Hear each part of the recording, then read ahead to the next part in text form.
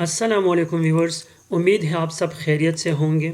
Last lecture में हमने insert tab के भी सारे कमांड को कवर किया है। तो आज हम एक नेक्स्ट स्टेप की तरफ मूव करेंगे, पेज लेआउट की तरफ। पेज लेआउट में आज जो हमारा टारगेट और ऑब्जेक्टिव है वो है page setup group. Most important group है page setup group. Page setup group में आज हम मार्जिन्स को डिस्कस करेंगे, ओरिएंटेशन को डिस्कस करेंगे, साइज को डिस्कस करेंगे, कॉलम्स को डिस्कस करेंगे, ब्रेक्स को, लाइन नंबर्स को और हाइफिनेशन को। इन तमाम को आज हम डिस्कस करेंगे।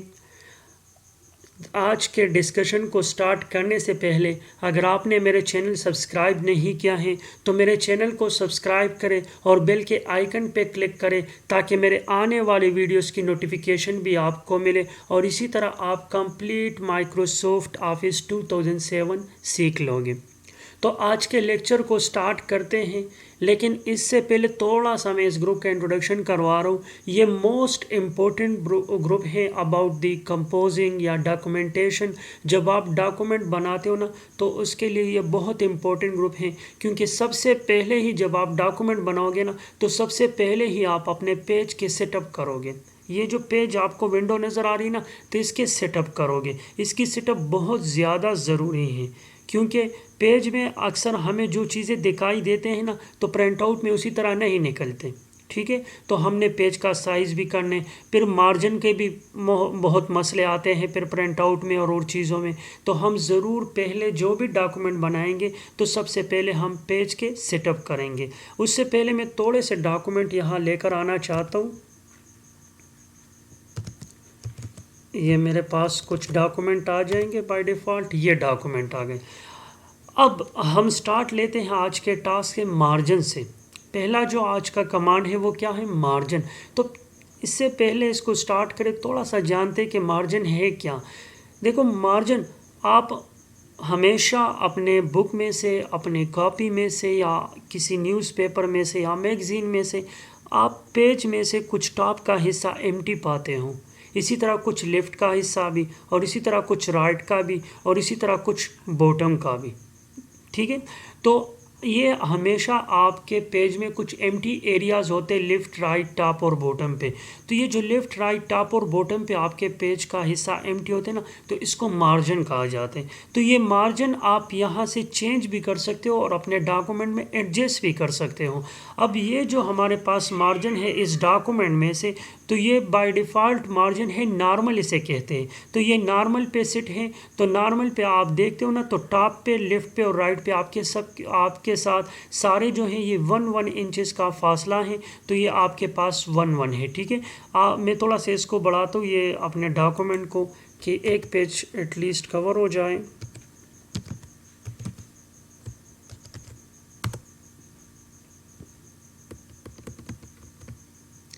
तो ये मेरे डॉक्यूमेंट में एक पेज कवर हो गया। ठीक है, अब मैं मार्जिन को अप्लाई करता हूँ। आपका फोकस कहाँ पे होना चाहिए? आपका फोकस अगर आप सीखना चाहते हो तो यहाँ ये टॉप, लेफ़्ट, राइट और बॉटम पे होना चाहिए। ठीक है, तो टॉप और लेफ़्ट, राइट तो आपको दिखाई दे रहे हैं, तो इस पर आप अपना फोकस रखें। मैं यहाँ से एक एक कमांड अप्लाई करता हूँ कि क्या क्या होते हैं हमारे डॉक्यूमेंट के साथ, ये मार्जिन कैसे है। तो सबसे पहले देखो, मैंने पहले ही कहा ये नॉर्मल पे है, तो ये देखो ये नॉर्मल आपको दिखाई दे रहे हैं। ये येलो है, तो येलो मीन कि ये वाले मार्जिन यहाँ पे अप्लाई है। ठीक है, जो जो मार्जिन हम अप्लाई करेंगे तो वो येलो होंगे इसी तरह। ठीक है, तो ये नॉर्मल पे है, तो नॉर्मल पे आप देख लो तो कुछ यहाँ पे इन्फॉर्मेशन दिए गए हैं कि टॉप का जो आपका साइज़ है ये 1 होगा, बॉटम का भी 1 होगा, लेफ़्ट का भी 1 और राइट का भी 1 इंच।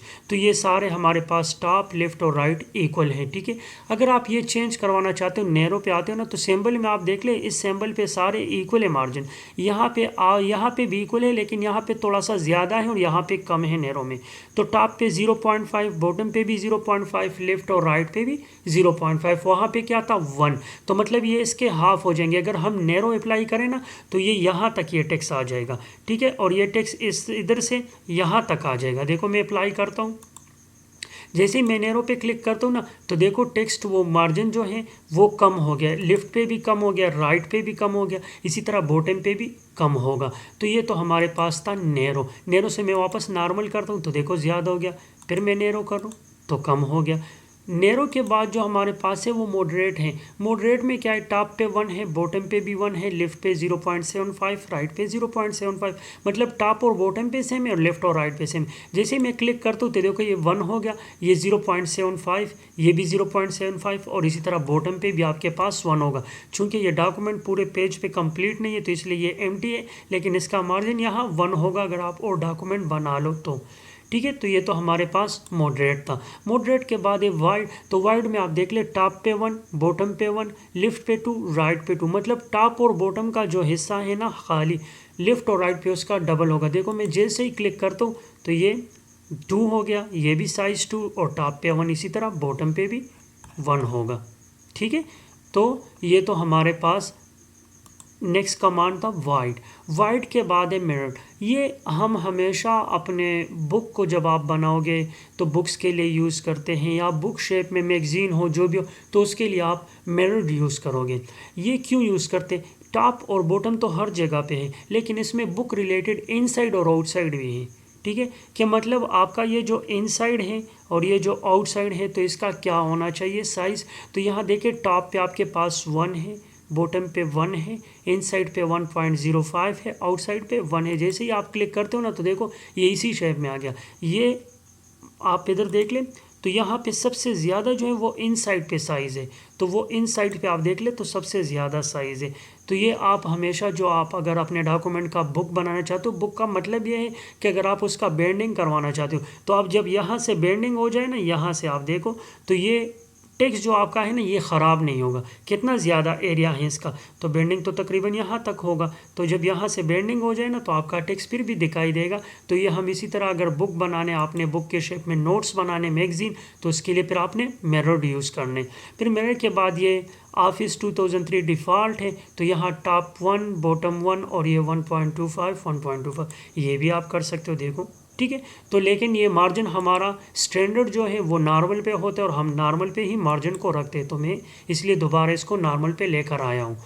अब नॉर्मल के बाद है ओरिएंटेशन। ओरिएंटेशन में हम पेज के जो है ना 2 टाइप सीखेंगे कि हमें ये जो पेज है ना जो नोट्स में है, जो हमारे पास मैगज़ीन बुक जिस के लिए भी बना रहे, तो ये हमारे पास पोर्ट्रेट होना चाहिए या लैंडस्केप। अब ये जो पेज है ना ये हमारे पास पोर्ट्रेट फॉर्म में है, वर्टिकल फॉर्म में है। देखिए इसकी ये चौड़ाई है, ये देखो कम है, और ये लंबाई है, तो ये हमारे पास वर्टिकल। तो वर्टिकल फॉर्म में अगर आपको नोट्स चाहिए तो पोर्ट्रेट पे ही ठीक है।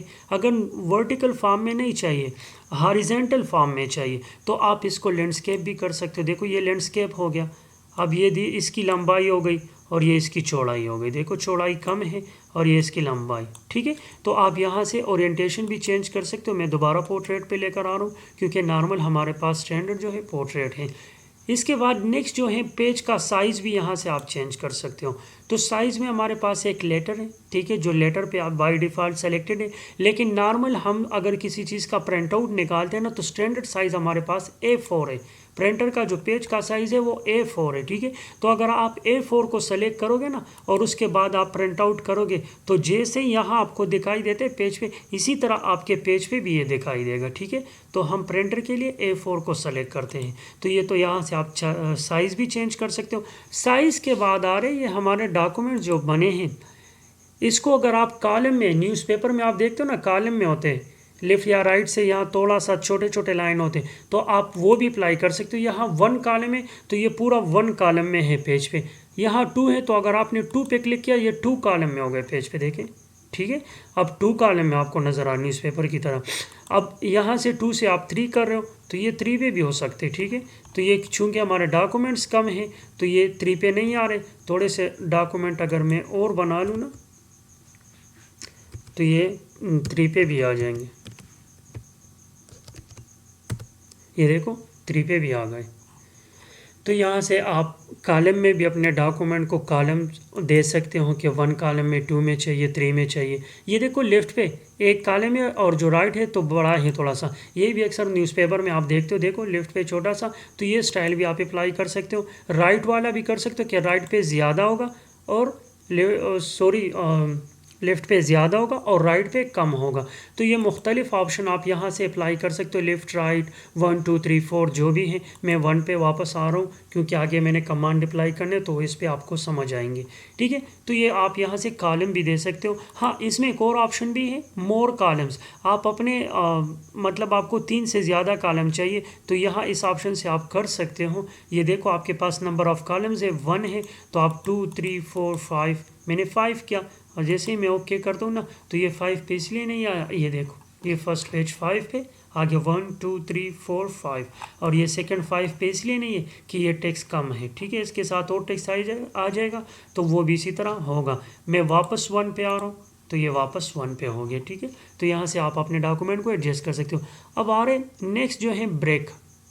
ब्रेक में हमारे पास कुछ कमांड है, ये आपके पैराग्राफ को, आपके टेक्स्ट को ब्रेक करता है, तोड़ता है। कैसे? फर्स्ट है पेज। पेज की फंक्शन क्या है? अब अगर आप अपने डॉक्यूमेंट्स का कुछ हिस्सा चाहते हो कि फॉर एग्जांपल मेरे पास ये फर्स्ट 2 पैराग्राफ यहाँ रहें और ये जो next 2 the change the overall look हैं यहाँ से ये नेक्स्ट पेज पे आ जाए, तो यहाँ से ब्रेक से आप पेज का ऑप्शन यूज़ करोगे। अब देखो मैं थोड़ा सा यहाँ पे कुछ कमांड अप्लाई कर रहा हूँ कि आपको समझ आ जाए। मैं इसको बोल्ड कर रहा हूँ, ये बोल्ड हो गया। ठीक है, कलर भी मैं इसका चेंज कर रहा हूँ कि इसका कलर मेरे पास रेड हो गया। अब ये आपको समझ आ जाएगा। मैंने यहाँ से ये डॉक्यूमेंट नेक्स्ट पेज पे लेकर आने, तो मैं इधर माउस का कर्सर लेकर आऊँगा, यहाँ पे मैं आ जाऊँगा पेज लेआउट में ब्रेक में से, और जैसे ही मैं पेज पे क्लिक करूँगा ना तो देखो ये नेक्स्ट पेज पे आ गए, और इसका जो पिछला वाले 2 छोटे छोटे पैराग्राफ थे वो लास्ट पेज पे हमारे पास, और ये नेक्स्ट पेज पे आ गया। ठीक है, मैं कंट्रोल-Z करता हूँ कि वो वापस अपने पोजीशन पे आ जाए, तो ये वापस आ गया। ठीक है, तो आप इधर से पेज ब्रेक का ऑप्शन यूज़ कर सकते हो। पेज ब्रेक आपके डॉक्यूमेंट्स को नेक्स्ट पेज पे लेकर जाते। फिर है कॉलम। कॉलम आप तब यूज़ कर सकते हो ना अगर आप इस पे कॉलम अप्लाई करो तब। अब देखो मैं इस पे कॉलम अप्लाई करता हूँ ना कि मेरे पास यहाँ पे ये 3 कॉलम में हो, तो ये 3 कॉलम में है ना, और अब मैं चाहता हूँ कि ये नेक्स्ट कॉलम पे आ जाए, वहाँ पे सेकंड पे ये टू द चेंज ओवरऑल से। ठीक है, तो मैं यहाँ पे आ जाऊँगा ब्रेक से, मैं कॉलम अप्लाई कर लूँगा, तो ये देखो ये नेक्स्ट पे आ गया, यहाँ पे ये ख़त्म हुआ है और वो नेक्स्ट पे डायरेक्ट चला गया, ये देखो ये। ठीक है, और यहाँ पे ये ख़त्म हुआ है। तो ये आप इस तरह कॉलम पे भी ब्रेक कर सकते हो। फिर इसके बाद जो हमारे पास है, फिर मैं कंट्रोल-Z करता हूँ तो नॉर्मल पे आ गया हूँ जिस तरह मेरे पास डॉक्यूमेंट थे।